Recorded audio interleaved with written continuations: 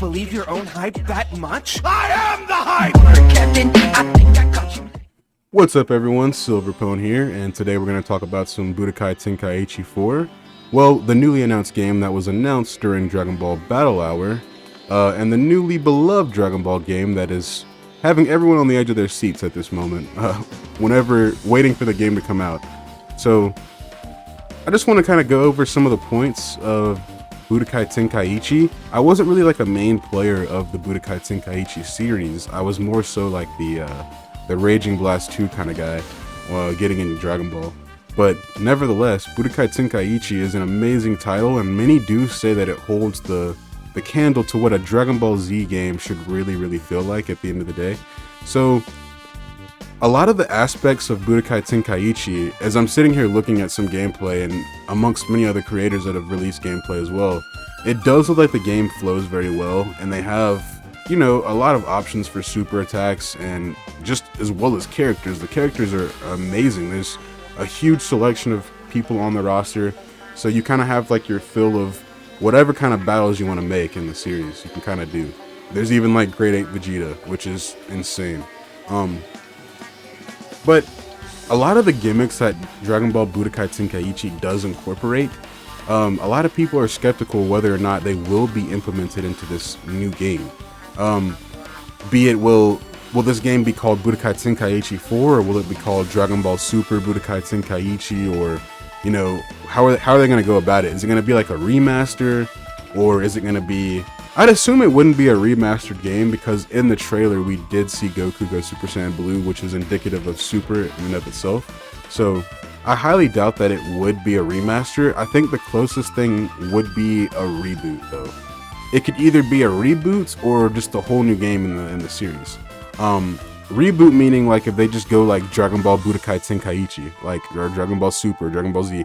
I don't know if they're gonna use the Z or Super or whatever, but if they just kind of keep it like the base name, no extra numbers at the end, just like a regular Budokai Tenkaichi, that would be considered a reboot. I could potentially see them doing that. However, it doesn't really matter. What people really do care about at the end of the day, it's not about what the game is named. Because no matter what the game is named, we're still going to play the game regardless. It's more so about the aspects of the game, like the beam struggles, the map destruction, the cutscenes in between the ultimate attacks. It's that type of thing. I do think that if they're gonna call this game, you know, another installment in the Budokai Tenkaichi series, it should hold a lot of the, you know, the gimmicks and a lot of the things that the game had previously in its other versions. Like, for instance, like if someone shoots off like a spirit bomb at someone, or a super whatever Kid Boo's attack is, it should kind of alter the stage and have map destruction at the end of the day. I don't think that's going to be something they're going to leave out. I don't think they're going to leave out like beam struggles.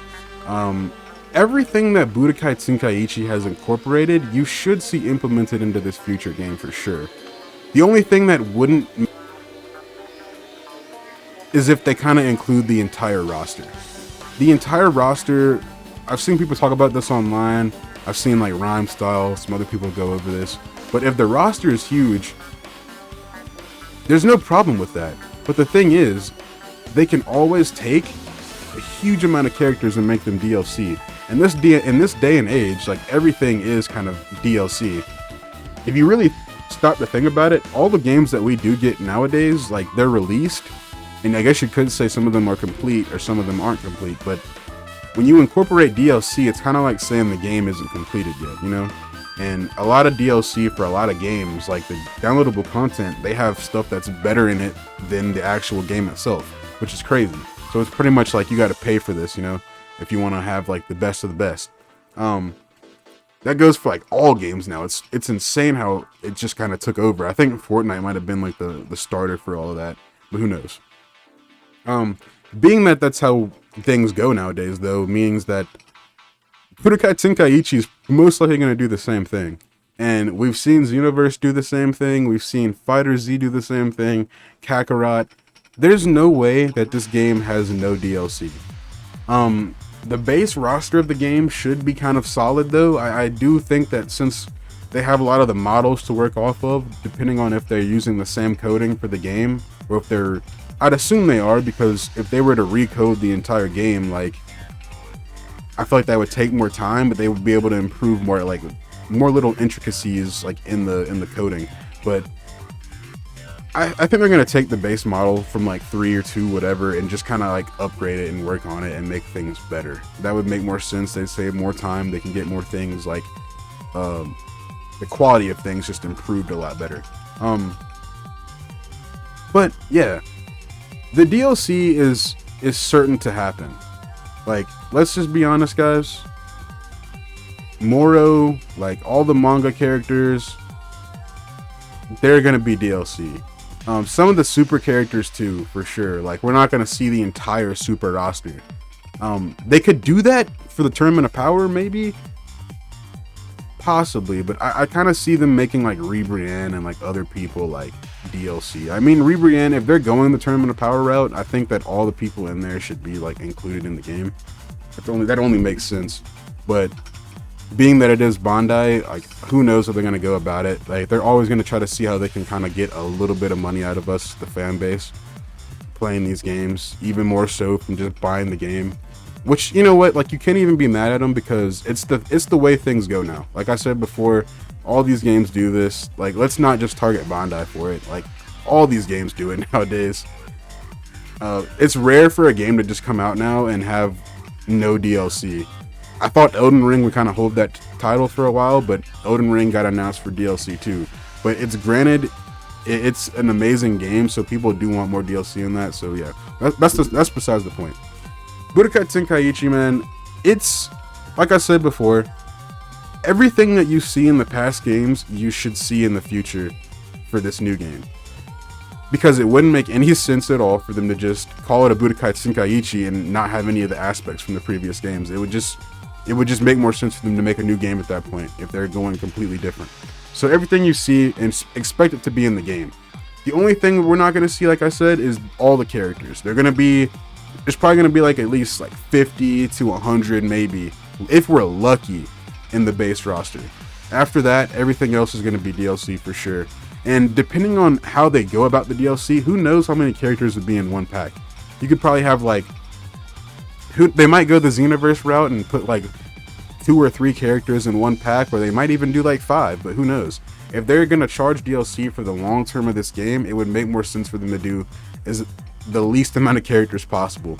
And as much as I hate to say that, it makes more sense for them to scrounge out more money in the end.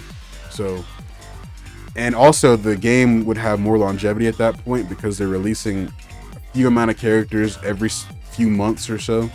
Probably not even that. Probably like, I'd say like what, like 4 times a year, maybe 3 if we're lucky. But the game would have a super long longevity.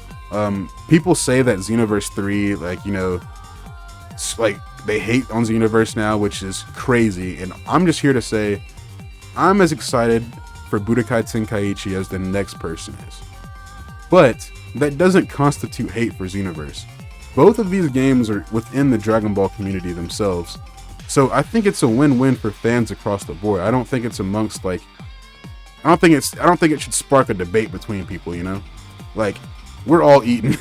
We're all eating. Like, it's good. Like, we're all going to be happy no matter what. If Xenoverse 3 does drop in the future, people that are playing Budokai Tenkaichi 4 are still going to play Xenoverse 3.